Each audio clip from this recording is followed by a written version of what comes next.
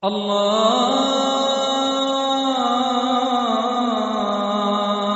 أكبر الله أكبر الله أكبر الله ونشهد أن سيدنا وسندنا ونبينا ومولانا محمدا عبده ورسوله أرسله الله إلى كافة للناس بشيرا ونذيرا وداعيا إلى الله بإذنه وسراجا منيرا أما بعد فقد قال الله تبارك وتعالى في القرآن المجيد والفرقان الحميد فأعوذ بالله من الشيطان الرجيم بسم الله الرحمن الرحيم يا أيها الذين توبوا إلى الله توبة نصوحا عسى ربكم أن يكفر عنكم سيئاتكم ويدخلكم جنات تجري من تحتها الأنهار يوم لا يخزي الله النبي والذين آمنوا معه نورهم يسعى بين أيديهم وبأيمانهم يقولون ربنا أتمم لنا نورنا واغفر لنا إنك على كل شيء قدير صدق الله مولانا العظيم يا رب صل وسلم دائما أبدا على حبيبك خير الخلق كلهم هو الحبيب الذي ترجى شفاعته لكل هول من الأمراض مقتحمين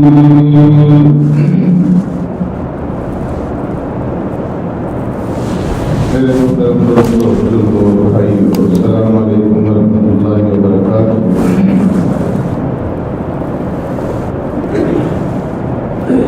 سب سے پہلے تو میں آپ کو رمضان المبارک کا عظیم شان مہینہ ملنے پر اور پھر رمضان المبارک کے مہینے میں اللہ تبارک و تعالیٰ کی خاص عنایت سے رمضان کے روزے رکھنے اور تراویح ادا کرنے، قرآن کریم کی تلاوت کرنے اور باقی نیک اعمال کرنے کے اوپر مبارکباد پیش کرتا ہوں۔ یہ اللہ رب العزت کا ایک عظیم انعام ہے اس امت پر، جو اللہ تبارک و تعالیٰ نے رمضان کی شکل میں اس امت کو عطا فرمایا ہے۔ ایک ایسا عظیم مہینہ کہ جس کے بارے میں پیارے پیغمبر صلی اللہ علیہ وسلم نے ارشاد فرمایا کہ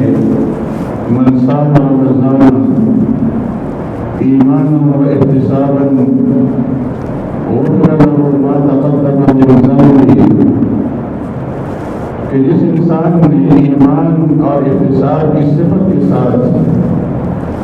رمضان المبارک کا مہینہ پایا اور اس کے اندر اس نے روزے رکھے اور عبادات کی، تو اللہ رب العزت اس کے گزشتہ سارے گناہوں کو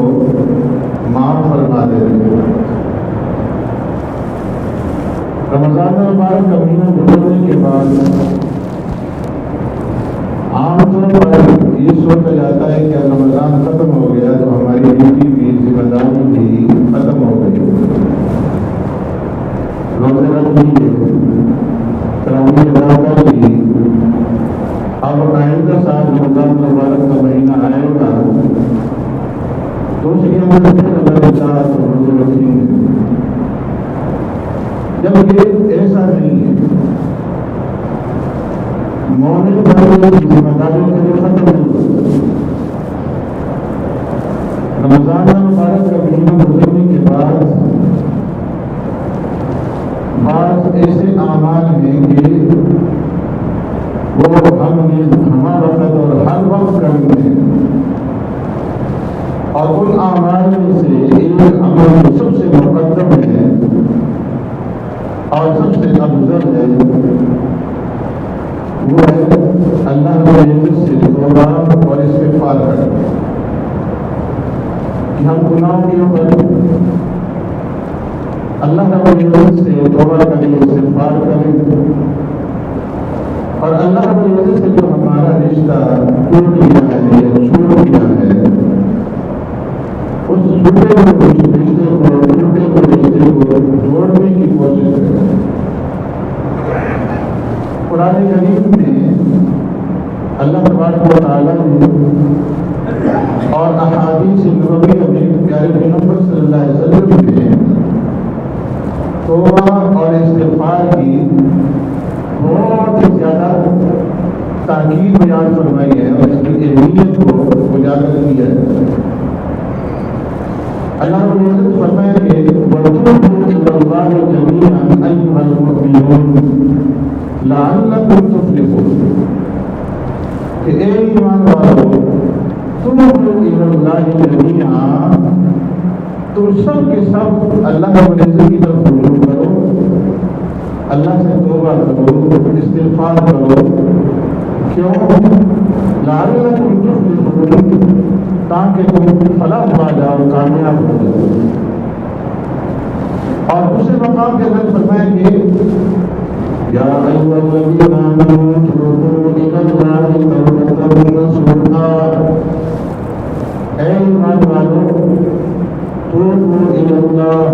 رجوع کرو اللہ کی طرف، توبہ کرو اللہ سے، توبۃ نصوحا، پکی اور سچی توبہ۔ جب تم اللہ رب العزت کی طرف رجوع کرو گے اور پکی سچی توبہ کرو گے تو اس کے نتیجے میں اللہ رب العزت کی طرف سے تمہارے اوپر انعامات کی بارش ہوگی۔ عسیٰ ربکم ان یکفر عنکم سیئاتکم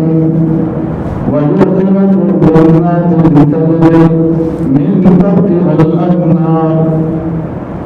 اللہ رب العزت تمہارے گناہوں کو معاف فرما دیں اور جو تمہارے مسائل غلطیاں ہیں، رنجشیں ہیں، اللہ رب العزت ان کا کفارہ بنا دیں گے، اور اس کے بدلے میں تمہیں اللہ رب العزت ایسی جنتوں کے اندر داخل کریں گے کہ جن جنتوں کے نیچے سے نہریں جاری ہوں گی۔ ایسے ہی اللہ تبارک و تعالیٰ نے سورہ توبہ کے اندر ایمان والوں کی صفات کو بیان فرمایا، ان کے بڑے بڑے اعمال کو بیان کیا، ان کی عبادات کا ذکر کیا، اور فرمایا کہ ان اللہ اشتری من المؤمنین انفسهم واموالهم بان لهم الجنہ، بے شک اللہ تبارک و تعالیٰ نے ایمان والوں سے ان کی جانیں اور ان کے مال جنت کے حصے میں خرید لیے، کہ ایمان والوں کے پاس نہ ان کی جانیں اپنی ہیں نہ ان کا مال اپنا ہے، یہ سب اللہ کا خریدا ہوا ہے، اور ایمان والوں نے اللہ کے ساتھ سودا کر لیا ہے، خرید و فروخت ہو چکی ہے۔ یقاتلون فی سبیل اللہ فیقتلون ویقتلون وعدا علیہ حقا فی التوراۃ والانجیل والقرآن ومن وفى بعهده من الله فاستبشروا ببيعكم الذي بايعتم به وذلك هو الفوز العظيم. اس میں اللہ رب العزت نے اس خرید و فروخت کا ذکر کیا اور پھر اس خرید و فروخت کی اوپر بشارت دی کہ فاستبشروا ببيعكم الذي بايعتم به. تم نے اللہ کے ساتھ جو خرید و فروخت کی ہے جنت کے عوض میں، تم اپنی اس خرید و فروخت کے اوپر، اپنی اس بے و شراء کے اوپر، اپنی اس سودا گری کے اوپر خوشیاں مناؤ. اس لیے کہ یہ معمولی خرید و فروخت نہیں ہے، وذالک هو الفوز العظیم، بلکہ یہ بہت بڑی کامیابی ہے جو ایمان والوں نے اپنے رب کے ساتھ بے و شراء کی شکل کے اندر کی ہے. اس کے بعد اللہ رب العزت پھر ایمان والوں کی اعمال کا ذکر کرتے ہیں، ان کی بڑی بڑی عبادات کا ذکر کرتے ہیں اور اس کی ابتدا توبہ سے کرتے ہیں.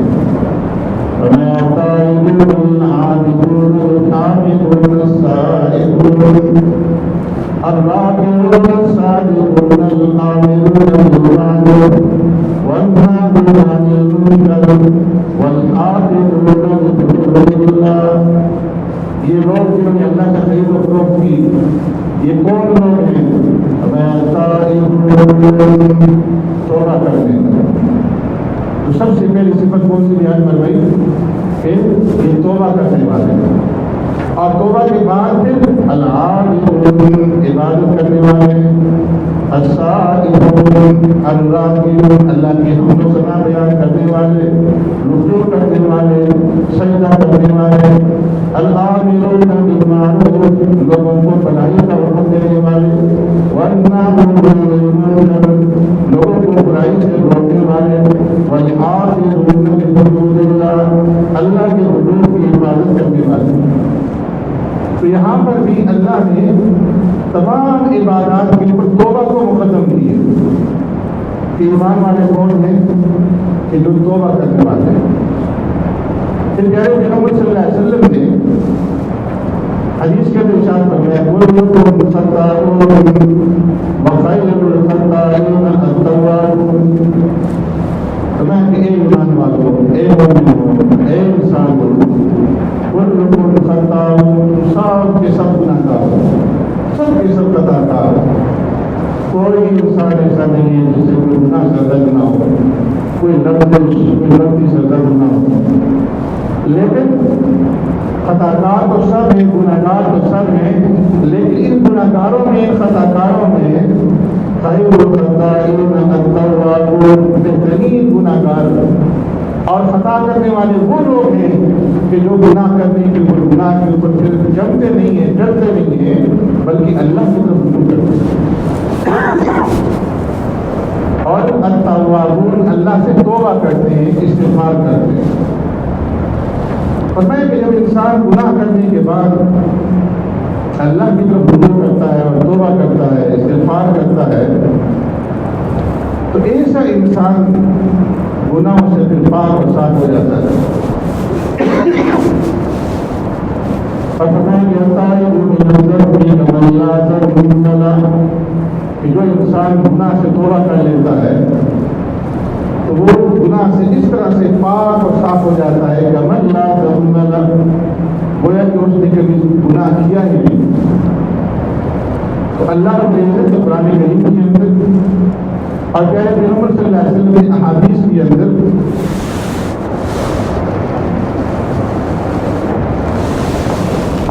توبہ کی اور استغفار کی جو ہے بہت زیادہ تاکید فرمائی اور فرمایا کہ تم توبہ کرو گناہوں سے اور خطاؤں سے. اور پھر اس کو ایک واقعے کے ذریعے سے حدیث کے اندر سمجھایا گیا کہ جب انسان توبہ کرتا ہے گناہ کرنے کے بعد تو اللہ رب العزت اس توبہ کرنے والے سے کس قدر خوش ہوتے ہیں. فرمایا اس کی مثال ایسی ہے کہ جس طرح کے کوئی ایک آدمی اپنا رفتے سفر سامان سفر باندھے ہوئے کسی صحرا کے اندر جا رہا ہو، ریگستانی علاقے کے اندر جا رہا ہو، جہاں ہر طرف ریت ہی ریت ہے، صحرا ہی صحرا ہے، کوئی درخت نہیں ہے، کوئی ٹھکانا نہیں ہے، کھانے پینے کے کوئی اسباب نہیں ہے، پانی نہیں ہے. اس کا پانی، اس کی خوراک، اس کا زاد غذا، اس کا اوڑھنا بچھونا، جو کچھ ہے اس نے وہ اپنے اونٹ کے اوپر باندھا ہوا ہے اور سفر کر رہا ہے. اب اس سفر کے دوران میں اچانک اس کا وہ بنائے ساز و سامان کے گم ہو جاتا ہے. اب یہ اس کو ڈھونڈتا ہے، تلاش کرتا ہے، لیکن بسیار تلاش کے بعد بھی اسے وہ اونٹ نہیں ملتا. تو یہ انسان کس قدر مایوس ہوگا کہ جو ریگستانی علاقے کے اندر ہے اور جہاں کھانے پینے کی کوئی چیز نہیں ہے، اس کی زندگی کا سارا دار و مدار اس اونٹ کے اوپر تھا. تو ایسے بھی یہ انسان جب بالکل مایوس ہو جاتا ہے تو موت کے انتظار میں کسی ٹیلے کے ساتھ ٹیک لگا کر کے بیٹھ جاتا ہے کہ اب تو مرنا ہی ہے، نہ کھانے کے لیے کچھ ہے، نہ پینے کے لیے کچھ ہے، نہ بچاؤ کا کوئی سامان ہے. جب یہ انسان اس ٹیلے کے ساتھ ٹیک لگا کر بیٹھتا ہے، اس کی آنکھ بند ہو جاتی ہے، نیند آ جاتی ہے، اور جب نیند سے بیدار ہوتا ہے تو اچانک دیکھتا ہے کہ وہ اونٹ اس کے سامنے بمائے ساز و سامان کے موجود ہے. اب آپ اس انسان کی خوشی کا اندازہ لگائے کہ جو موت کے انتظار میں بیٹھا ہوا تھا اور جس سے سب کچھ چھین گیا تھا، وہ جب اس اونٹ کو اور بمائے ساز و سامان کے سامنے پاتا ہے تو اس کو کس طرح خوشی حاصل ہوگی. اور اس خوشی کے اندر اس کی زبان سے بے ساختہ الفاظ نکلتے ہیں کہ یا اللہ انت عبدی وانا ربک، اے اللہ تو میرا بندہ اور میں تیرا رب ہوں، میں تیرا شکر ادا کرتا ہوں. چاہیے تو یہ تھا کہ وہ یہ کہتا کہ اللہ میں تیرا بندہ ہوں اور تو میرا رب ہے، لیکن اس خوشی کے اندر یہ اپنے اوپر قابو نہیں پاتا اور یہ کہہ دیتا ہے کہ یہ اللہ انت عبدی وانا ربک، تو میرا بندہ میں تیرا رب ہوں اور میں تیرا شکر ادا کرتا ہوں. فرمایا کہ جس طرح اس بندے کو اس کھوئے ہوئے سامان کے اوپر اور اس گمشدہ اونٹ کے ملنے کے اوپر خوشی حاصل ہوتی ہے، اس سے کہیں زیادہ رب العالمین کو اپنے کھوئے ہوئے بندے کی واپس آنے کی اوپر خوشی حاصل ہوتی ہے. یہ اس کے کرم کا اور اس کی محبت کا اور اس کی پرورش کا، اس کی ربوبیت کا یہ تقاضا ہے کہ جب بندہ دور ہو جاتا ہے، گناہ کے اندر کھو جاتا ہے، اس سے دور اختیار کر لیتا ہے، لیکن جب اس کو یہ دعوت ہوتی ہے، پشماندگی ہوتی ہے اور وہ توبہ کے ذریعے سے، استغفار کے ذریعے سے رب کی طرف لوٹتا ہے اور توبہ استغفار کرتا ہے، تو فرمایا کہ اللہ رب العزت اس بندے سے، اس بھاگے ہوئے غلام سے اس قدر خوش ہوتے ہیں کہ جس طرح یہ انسان جو ہے اپنے کھوئے ہوئے اونٹ کی ملنے کی اوپر خوش ہوتا ہے. تو رمضان مبارک کا مہینہ گزرنے کے بعد جو سب سے پہلا کام ہے وہ یہ کہ ہم کثرت کے ساتھ استغفار کریں. صبح اور شام کم از کم ایک تسبیح جو ہے صبح کو اور ایک تسبیح شام کو جو ہے استغفار کا ورد ہمیں ہمیشہ جاری رکھیں. اور یہ نہیں ہے کہ توبہ اور استغفار صرف گناہ گاروں کے لیے، خطا کاروں کے لیے، جس سے گناہ سرزد ہو جائے، گناہ اور خطا سرزد ہو جائے، اس کے لیے توبہ استغفار ہے. اور جو مومن ہیں، متقی ہیں، پرہیزگار ہیں، ان کے لیے توبہ استغفار نہیں، ایسی بات نہیں، بلکہ توبہ اور استغفار یہ ایک مستقل عبادت ہے. یہ صرف گناہ گاروں کے لیے نہیں بلکہ یہ پرہیزگاروں کے لیے بھی ہے، متقیوں کے لیے بھی ہے اور نیک اور صالحین کے لیے بھی ہے. اس لیے کہ یہ وہ عبادت ہے کہ اس عبادت کے ذریعے سے بندے کو اپنا رب کا قرب حاصل ہوتا ہے، اپنے رب کی محبوبیت حاصل ہوتی ہے. اسی لیے سید الاولین والآخرین، شفیع المذنبین، خاتم النبیین جناب محمد رسول اللہ صلی اللہ علیہ وسلم کثرت کے ساتھ استغفار فرماتے ہیں اور روزانہ 70 مرتبہ اور بعض روایت کے مطابق 100 مرتبہ پیارے پیغمبر صلی اللہ علیہ وسلم استغفار فرماتے ہیں. حالانکہ آپ کی ذات گرامی تو وہ ہے کہ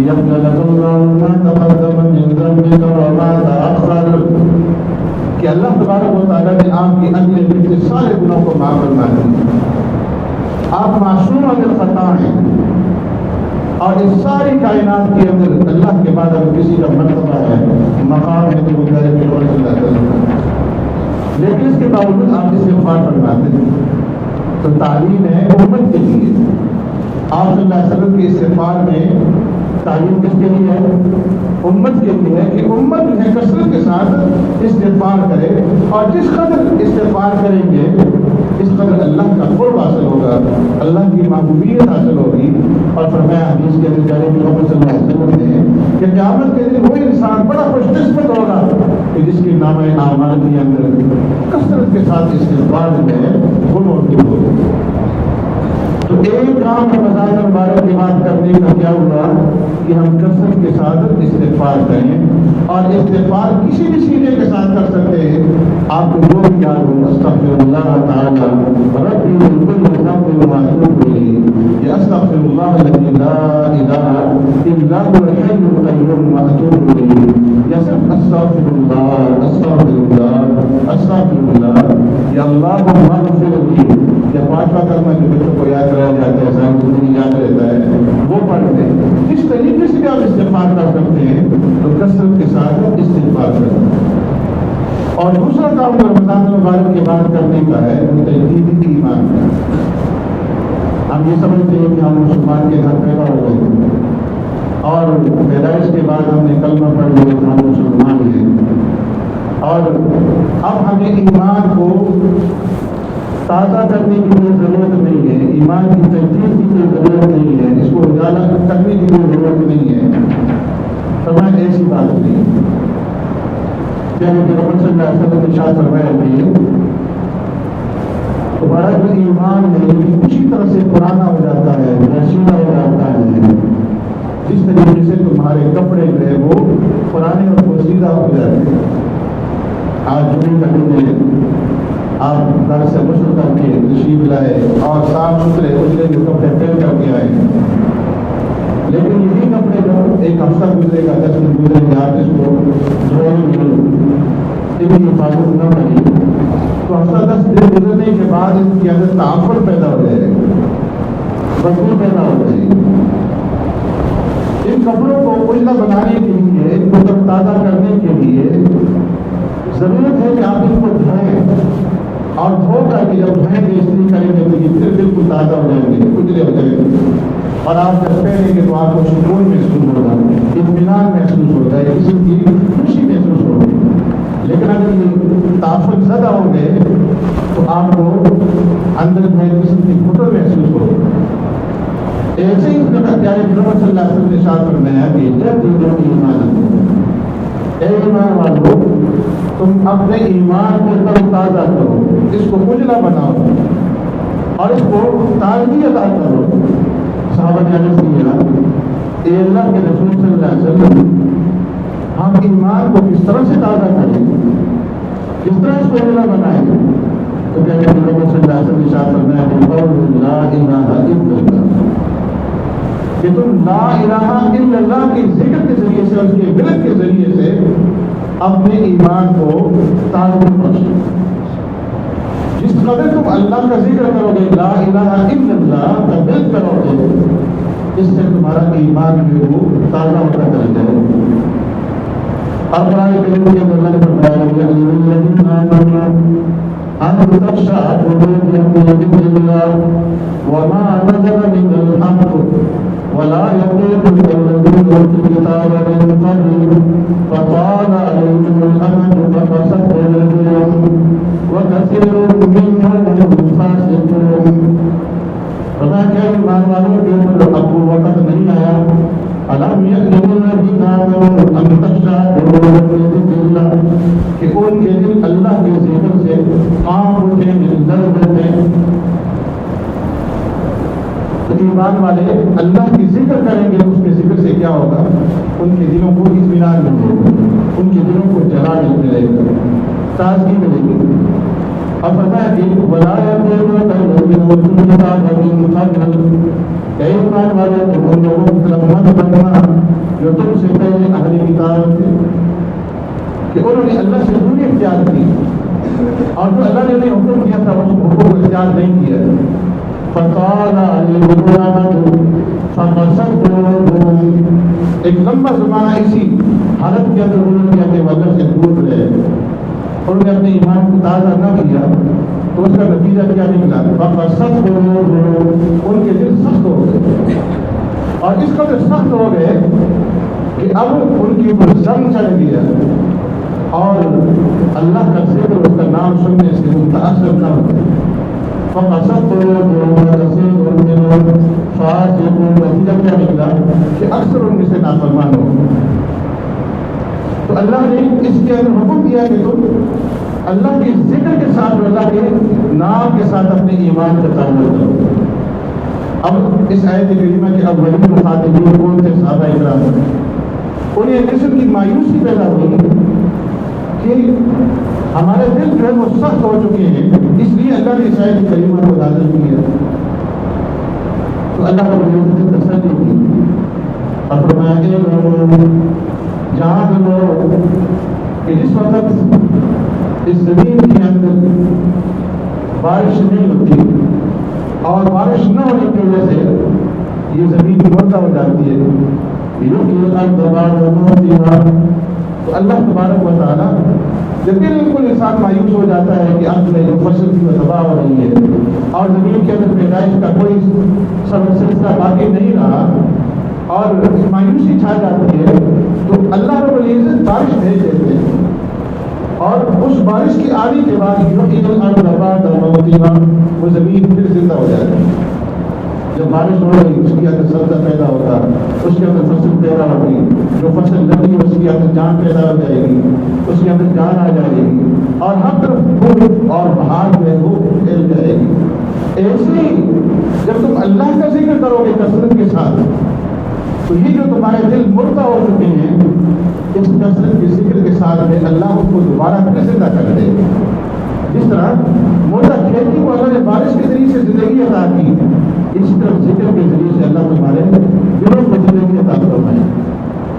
تو جب بھی یہ ایمان ایک تو رمضان کے بعد توبہ کرنا اور دوسرا ایمان کی تجدید ہے، اور ایمان کی تجدید کس کے ساتھ ہوگی؟ بقول لا الہ الا اللہ، کہ کثرت کے ساتھ لا الہ الا اللہ کا ذکر کرو، اور لا الہ الا اللہ کے علاوہ باقی جتنے بھی اذکار ہیں جو بھی ذکر آپ کو آتا ہے، سبحان اللہ، الحمدللہ، اللہ اکبر، لا الہ الا اللہ، سبحان اللہ وبحمدہ، سبحان اللہ العظیم، درود شریف، تو اس ذکر کا جو ہے اہتمام کرو، اس سے بھی ایمان کو تازگی ملے گی۔ اور تیسرا طریقہ جو ہے ایمان کو تازگی دینے کا، وہ یہ ہے کہ جو جو اللہ والے ہیں، جو نیک لوگ ہیں، جو اللہ کے راستے میں نکلنے والے، اللہ کے راستے میں چلنے والے ہیں، جو چلنے والے نہیں بلکہ جو صحیح معنی میں اللہ کے بندے ہیں، ان لوگوں کی، ان اہل ایمان کی، صادقین کی صحبت کو اختیار کرو، تو اس سے تمہارے ایمان کو کیا ہوگی؟ تازگی ملے گی۔ تو رمضان مبارک کا مہینہ تو ختم ہو گیا، لیکن ایمان والوں کے کام بھی وہ ختم نہیں ہوئے۔ تو ایک استغفار کا اہتمام کرنا، ایمان کی تجدید کرنی، اور اس کے ساتھ ساتھ جو ہے جتنے بھی شریعت کے اعمال ہیں ان اعمال کی پابندی کرنی ہے، جس کا ذکر انشاءاللہ آئندہ زندگی میں ہوگا، وقت مختصر ہے۔ اللہ نے کرنے کی